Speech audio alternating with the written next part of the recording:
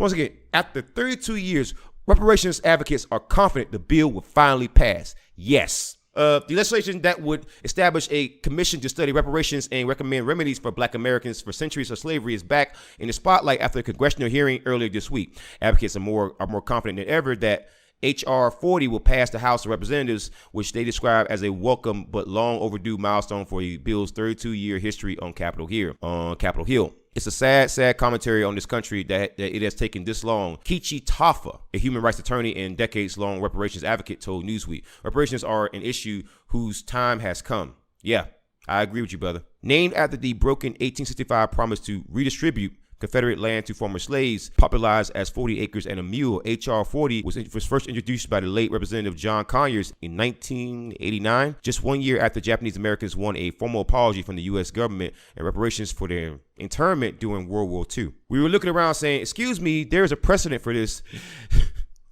Tafa said, if they could do this for the Japanese Americans for the years of internment in concentration camps during World War II, surely it could be done for Black people in this country for the centuries-long degradation, enslavement, and post-slavery discrimination that we have suffered. Tafa has worked with Conyers and national organizations on the issue and said they were strategic in following the route taken by Japanese Americans. Throughout the 1990s and to the turn of the century, organizations like the National Coalition of Blacks for Reparations, NCOBRA, traveled the country, mobilizing groups, schools, and city councils to back the proposal. It was really about public education, Tafa said. We were saying, look, we're not asking you to support reparations, we're asking you to support H.R. 40.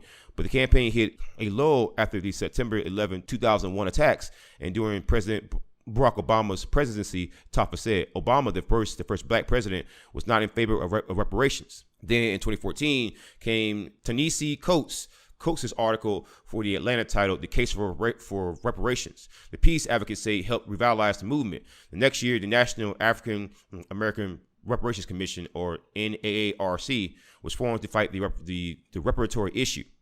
All the while, Conyers continued to bring H.R. 40 to Congress every single year.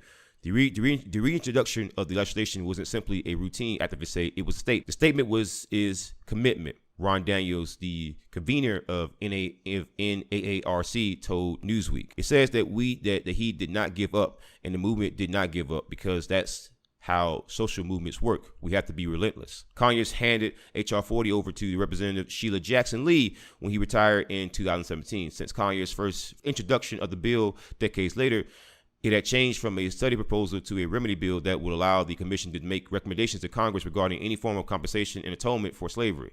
Today, the bill has 173 co-sponsors in the House, and the Senate's counterpart, S-40, has 17 co-sponsors. On Wednesday, the House Judiciary Subcommittee held its first hearing on the bill since 2019. Now that it has had a hearing, the bill needs to be passed by the committee before it can be debated and voted on by the full House. Daniels attributed the record amount of congressional support to the inflection movement of 2020, which saw the coronavirus pandemic disproportionately affect racial minorities, and a wave of anti-racism protests in the wake of the death of George Floyd, a Black man who died in Minneapolis police custody.